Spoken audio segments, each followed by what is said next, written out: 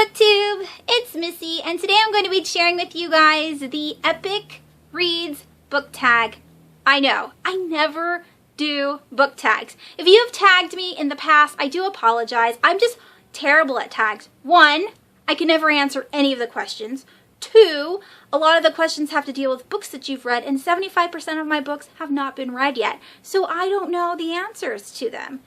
Three, I'm just a flake. I apologize. So today, like I said, I'm going to be doing the Epic Reads book tag.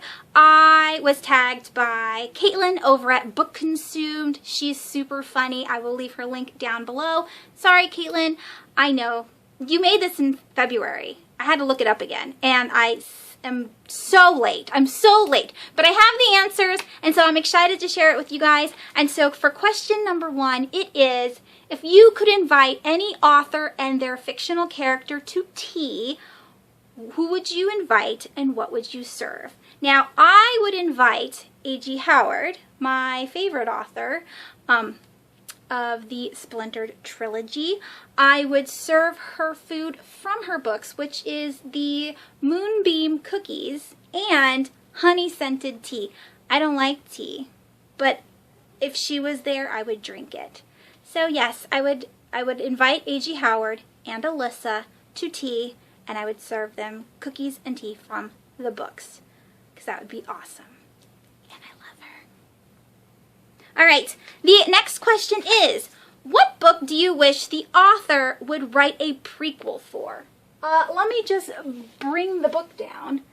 That would be The Diviners by Libba Bray. I want to see a prequel to this. I want to know all about Uncle Will and the Diviners, how they came to be, and so forth and so on. Now, the second book that we've been waiting forever for, like years, supposed to come out in August.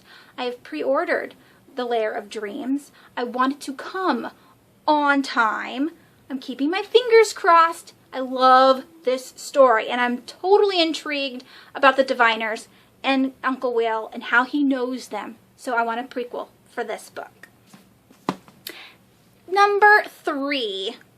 Which two characters, not from the same book, do you think would make a good couple? I skipped this because I don't read a lot of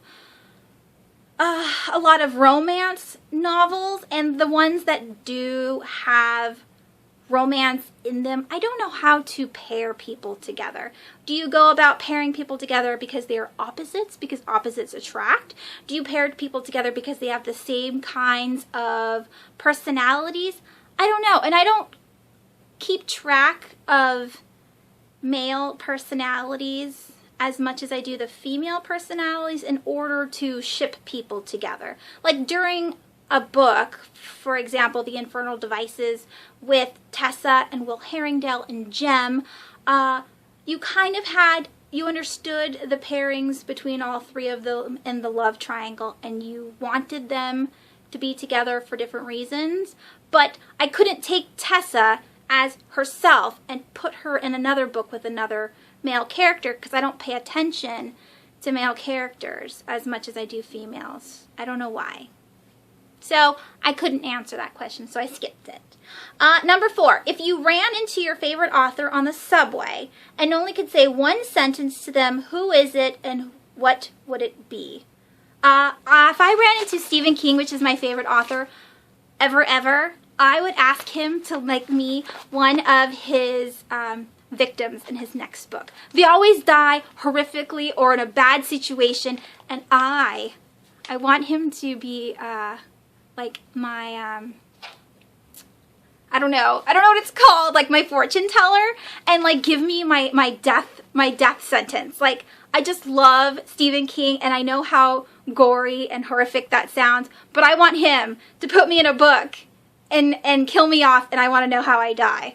That would just be the best for me. As a horror fan, I would love it. Okay, number 5. What book made you a reader and why?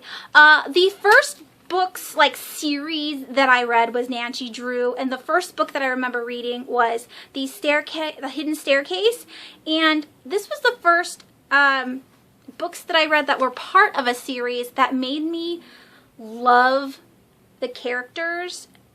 Before that, I was just reading, you know, any book and just, you know, enjoying it for what it was.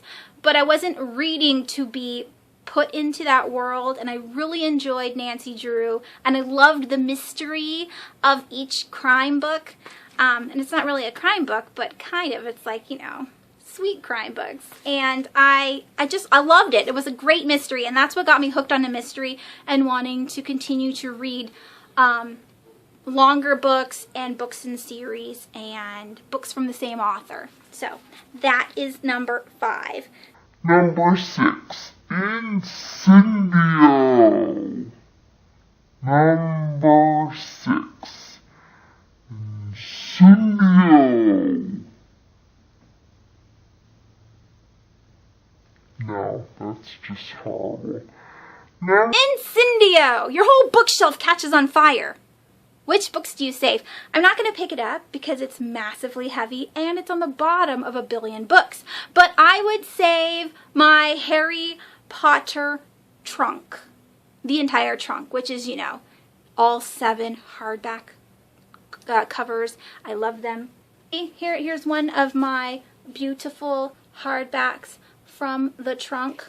And I would save my Harry Potter books because, one, they're epic, and this is something that you could definitely read over and over again until you die. 2, they're beautiful. I keep them in excellent condition because I'm a nerd like that. And 3, I mean, it was so hard to get the trunk. When it first came out, it was sold out everywhere. My mother-in-law bought me the trunk for Christmas. It was kind of bent. It was the last one at Barnes & Noble, like in the bent section, like, you know, where they have like little, not like scratch and dent, but kind of. I mean, she got a little bit of a discount on it because it was a little bit bashed up.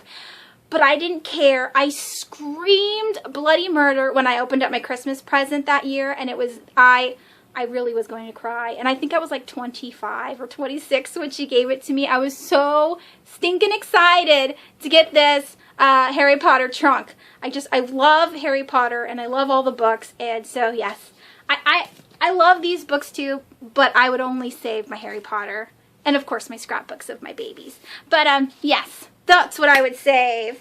Number 7, which dystopian world would you want to live in if you had to choose one, and why? I chose the Lunar Chronicles dystopian because as long as I didn't get the leishmaniasis disease, it was just okay. I mean, everybody was kind of like, they had technology and they had, you know, enough food for the most part. The leishmaniasis was the scary part of the book, and of course Queen Lavanna. But I would live in this world because it's still going, and there's ships that you can fly, and there's still, like, you know, government, so it's a little bit safe because there's, you know, cops and everything still working. There's still a United States. I don't know. I liked this dystopian better than all the other dystopians I read, and I haven't read very many, but this one was the most one that would make sense to live in, if that. I'm just rambling now. All right, and number 8, which is the last, yeah, this is the last question of the book tag, and that is, what is the most epic read of all time? And that would be Ready Player One. It's epic for many, many reasons. 1, it's got 80s.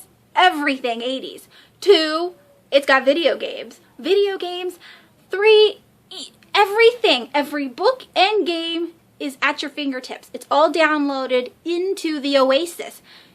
If you want to watch a TV show, you can watch it. If you want to read a book, you can read it. It's free. Nobody has to have, I mean, even though I love my physical copies of books, nobody has to have physical copies. Everything is in the Oasis. It's free. You can be as poor as hell living on the streets, as long as you can get Wi-Fi, you're in. And I just loved this world. And a little side note, okay? I ordered Armada from Barnes & Noble. It was supposed to come today because today is the release date. Did I get it in the mail? No. Thanks a lot, Barnes & Noble. I ordered the book 2 weeks ago. Sam from Novels and Nonsense.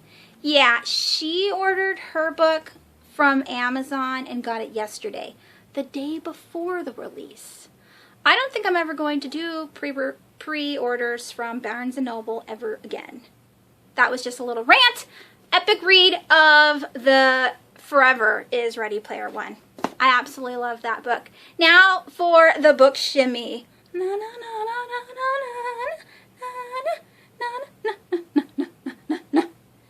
And the last one was to like tag people. I don't know who to tag. A lot of people have done this. I wrote a couple names down if you wanted to do it, but I don't know. I'm pretty sure you haven't done it. I picked Penelope. Obviously, she's been gone for a long time. So Penelope, if you want to do this, I tag you. I will leave her link down below. I also tag Lindsay from Lindsay Ray. I don't think she's done it. She may have, but I typed it into her search and I didn't see a video for it. But if you did, Lindsay, never mind. If you haven't, I tag you. I also tag Erica over at Perks of Books because, yeah. And then I also tag Sam from Novels and Nonsense. I will leave all their links down below. I'm pretty sure these ladies have not done this book tag yet, and if you have, I apologize. But it's hard to find out if people have done these, especially since they've been out since January. I will also leave the link down below for the Epic Reads channel and Margot, who actually did the original video. Hers was really good, and I love her hair, by the way. That is super cool, the purple and the green and everything.